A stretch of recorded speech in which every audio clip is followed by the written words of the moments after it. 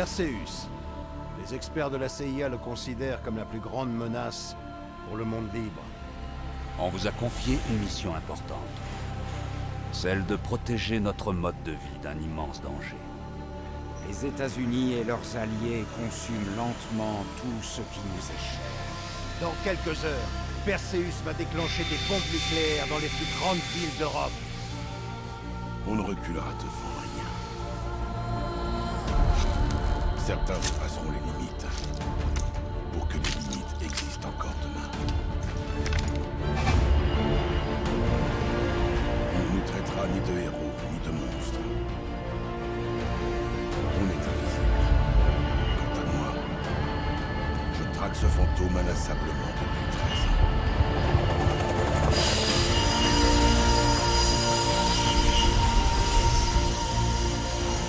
Ça suffit.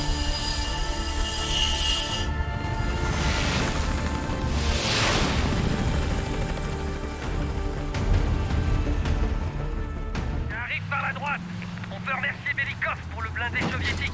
Ça y est, tu te rends compte, Wood? Hors de question de rater ça. Ces salopards vont payer pour la mort de Park. On aura notre chance. Solovetsky est à 2 kilomètres. À toutes les unités, IEM en transit. Starfish en approche. 400 nœuds. Quand ça va tomber, on aura 12 minutes max avant que les tours radio ne soient de nouveau en ligne. Notre but, c'est de détruire les canons pour dégager la ligne de tir des avions. On va virer Perseus des ondes.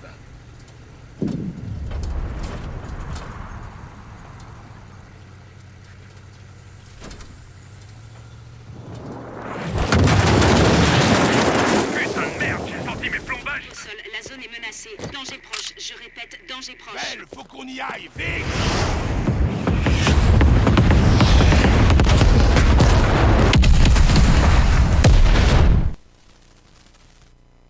C'est bon, monsieur le président. Ils ont arrêté les bombes. Merci, mon Dieu. Et merci la CIA. Ont-ils pris Perseus? Non, monsieur. On ne sait pas où il se trouve. Et du côté des Russes? Toujours rien. Ils ont l'air d'être dans la confusion la plus totale. C'est peut-être l'acte d'un franc-tireur. Perseus ne suivait sans doute pas les ordres de Moscou. Ah, c'est pas vrai. Il semblerait qu'on ait des points communs, finalement. On l'a arrêté. Les tours sont détruites. Comment ça se passe en bas? Répondez. Woods, tu les as trouvés? Par ici! File-moi un coup de main!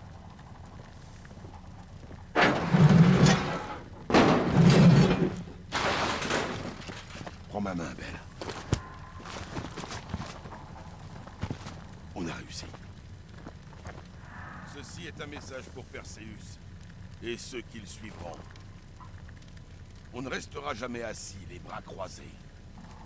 On œuvrera pour le bien. C'est comme ça qu'on gagne des guerres, Belle.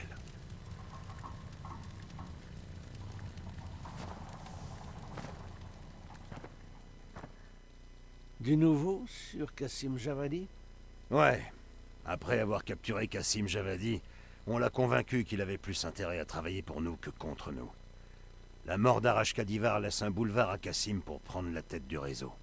Grâce à lui, on y verra plus clair dans les activités soviétiques au Moyen-Orient. Mais avec notre soutien, il devrait pouvoir peser vraiment sur les affaires régionales à l'avenir. Et Anton Volkov? Après sa mort, certains éléments à RDA ont vu une occasion de réduire l'influence de la pègre russe à Berlin-Est. Il y a 2 jours, la Stasi a fait une descente d'envergure en pleine nuit dans tous les foyers qui avaient un lien avec Volkov. Les hommes, les femmes et les enfants étaient tous partis avant le lever du soleil. C'est un sacré revers pour les activités soviétiques clandestines en Europe.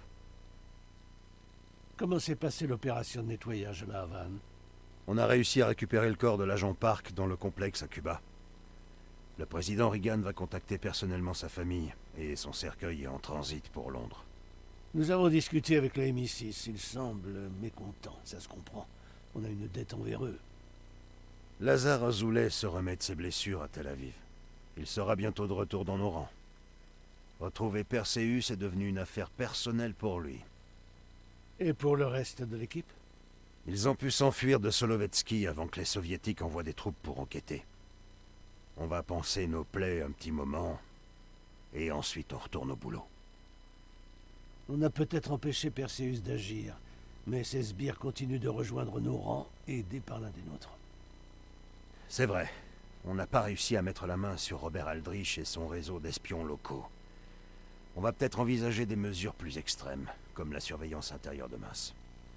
Bien entendu, nous n'en avons pas l'autorisation. Pas encore. Et l'Europe? On a peut-être évité une explosion apocalyptique, mais ça grouille toujours d'agents de Perseus. On aurait pu faire bien plus si on avait eu le temps.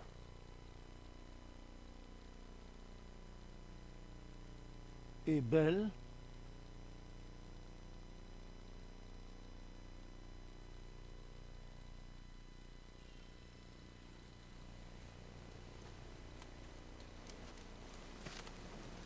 L'air de l'Arctique. Ça éclaircit les idées, pas vrai?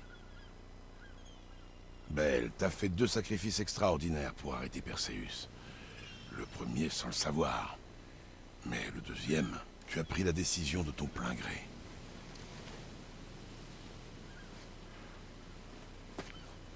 Je tiens simplement à ce que tu saches que ce qui s'est passé entre nous deux,